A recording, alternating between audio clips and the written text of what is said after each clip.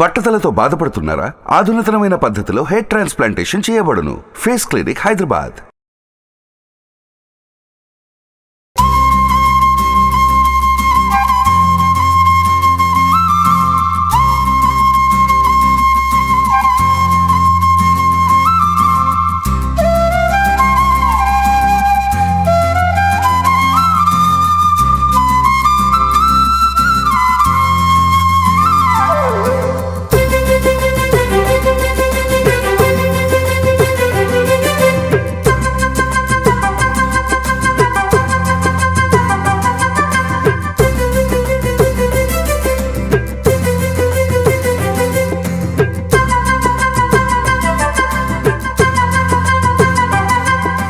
Welcome to Suman TV.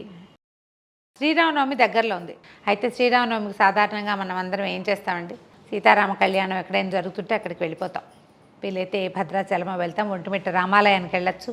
మన చుట్టుపక్కల ఎక్కడ రామ మందిరం ఉంటే అక్కడ సీతా కళ్యాణం జరుగుతుంటే చూడ్డానికి వెళ్ళొస్తాం. మనం ఇంట్లో ఏం చేసుకుంటాం, ఏదో చిన్న భగవద్ ఆరాధన మనకి ఎంత కుదిరితే అంత. అయితే ఈ ఆరాధన క్రమంలో రాముల వారికి ఈ రోజున నివేదన ఏం చేయాలి అంటే, శ్రీరామనవమికి పానకం, వడపప్పు, ఓ 2 అరటిపళ్ళు, ఓ కొబ్బరికాయ కొట్టాలి. ఇంతే.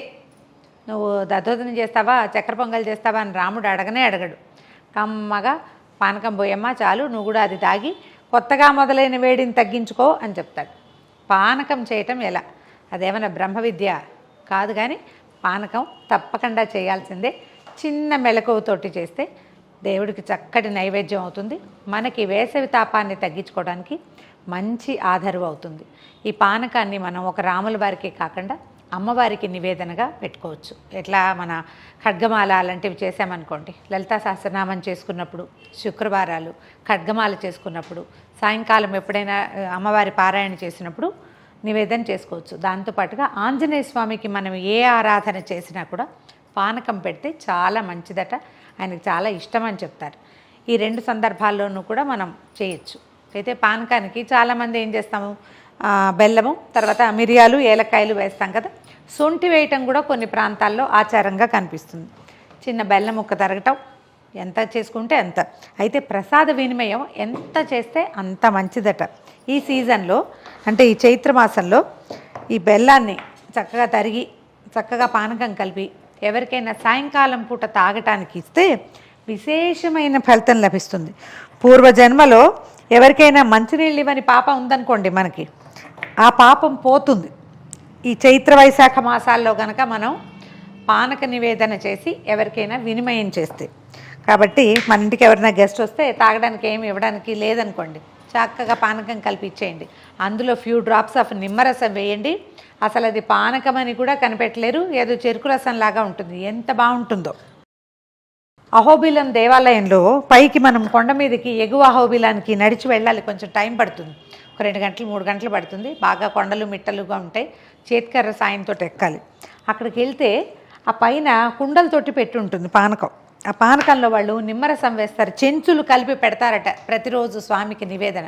అహోబిలం వెళ్ళిన వాళ్ళకి ఈ సంగతి జ్ఞాపకం ఉంటుంటుంది. దాన్ని గుర్తు చేసుకుంటూ మన ఇంటికి వచ్చిన గెస్ట్లకి చక్కగా పానకం కలిపి ఇచ్చేయండి. చూద్దాం ఎలా చేయాలో. బెల్లంలో కొంచెం మట్టి ఉంటుంది కదా, అడుగు నుండిపోతుంది, అంత ఇబ్బంది ఏం లేదు. లాస్ట్ ఇయర్ కుండ కనుక ఉంటే పాత కుండ, అందులో పొద్దున్నే కలిపెడితే సాయంకాలం గెస్ట్లకి ఇవ్వడానికి కూడా పానకం పనిచేస్తుందండి. చాలా బాగుంటుంది, చల్లగా అవుతుంది, మంచి రుచిగా ఉంటుంది. సన్నగా తరిగిన బెల్లాన్ని ఏదైనా ఒక పాత్రలోకి ట్రాన్స్ఫర్ చేయండి. మీరు ఎందులో పానకం కలుపుకోగలిగితే అందులో నీళ్ళు పోసేద్దాము.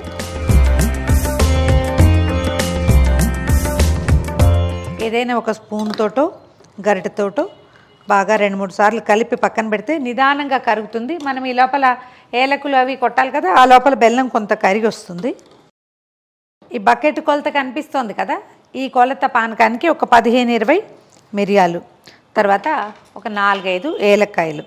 ప్రసాదాల్లో ఏలకులు వేసేటప్పుడు ఈ తొక్కు ఒలిచి వేయండి. ఎందుకంటే మనం ప్రసాదం చేతిలో పెట్టించుకుంటాం, లేదా పానకం నోట్లో పోసుకుంటాం.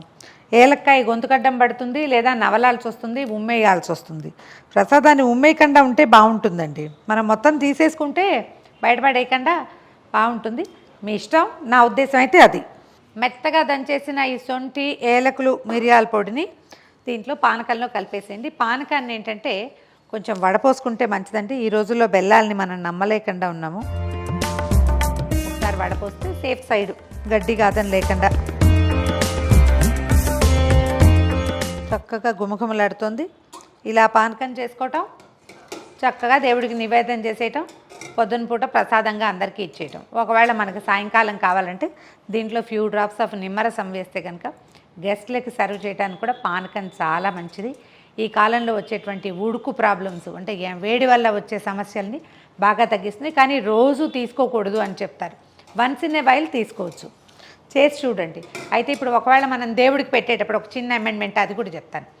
అమ్మవారికి నివేదన చేసేటప్పుడు పొద్దునపూట ఇంత సమయం ఉండదు, బెల్లం కరగ తీసుకోవడానికి సమయం ఉండదు, గబుక్కుని చేసుకోవాలంటే నా దగ్గర ఒక ఈజీ మెథడ్ ఉంటుంది. ఏలకులు, మిరియాలు, తర్వాత ఆ మాత్రం పటిక బెల్లం చక్కగా గ్రైండ్ చేసేసేయండి. తెల్లగా మెత్తటి పొడి వచ్చేస్తుంది. డబ్బాలో పోసి పెట్టుకోండి. ఏ రోజైనా పొద్దున్న గబుక్కుని ఖడ్గమాలు చదువుకుంటున్నామంటే ఆ డబ్బాలోంచి 2 స్పూన్లు ఒక వేడి మంచి గ్లాస్లో వేసి మంచినీళ్ళు పోసేస్తే నిమిషంలో కరిగిపోతుంది. అది చటుక్కని నివేదన చేసుకోవచ్చు. Easy method. అయితే పటిక బెల్లపు పానకం కూడా అమ్మవారికి చాలా ప్రీతట, చలవ చేస్తుందంటారు. అలా కూడా ట్రై చేయొచ్చు. చేసి చూడండి.